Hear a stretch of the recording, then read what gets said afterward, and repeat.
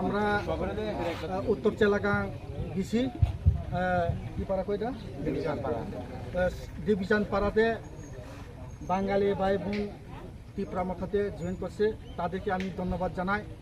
তারা কিসের জন্য তীব্রামথাতে জয়েন করছে সে কথা আমি কিছু সংক্ষিপ্ত আপনাদের কথা বলবো। কারণ দীর্ঘ 25 বছর বামফ্রন্ট করছে তারা, কিন্তু বামফ্রন্ট ছেড়ে বিজেপি গিয়েছে।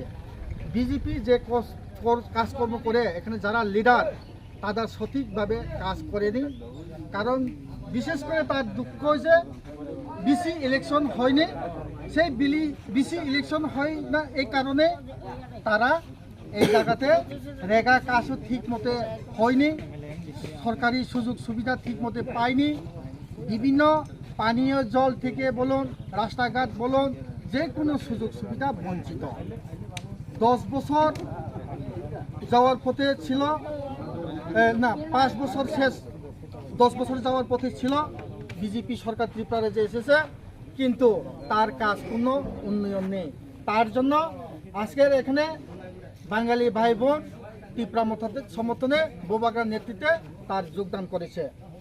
যারা যোগদান করেছে এখানে টোটালি 30 পরিবার 87 ভোটার জয়েনিং করছে। তো এখানে তারা এসেছে, তাদেরকে আমি ধন্যবাদ জানাই। আগামী দিনে আমরা সাথে থাকবো, বোবাগ্রার সাথে থাকবো। বোবাগ্রাকে আরও শক্তিশালী করার জন্য এখন টিসিএফ বাইরেও আরও শক্তি দিয়েছে। এখানে মানে টিসিএফ সংগঠনের যে নেতৃত্ব ছিল আমাদের আফতার হোসেন আর মোহাম্মদ আলী আর শরৎকান্তি চাকমা, আর একজন বাঙালি ভাই ছিল টিসিএফের, তার নাম ভুলে গেছে, চন্দ্রধর সরকার, উনি ছিল। তার নেতৃত্বে আজকে 30 পরিবার 87 ভোটার তীব্রামথাতে জয়েন করছে। ধন্যবাদ।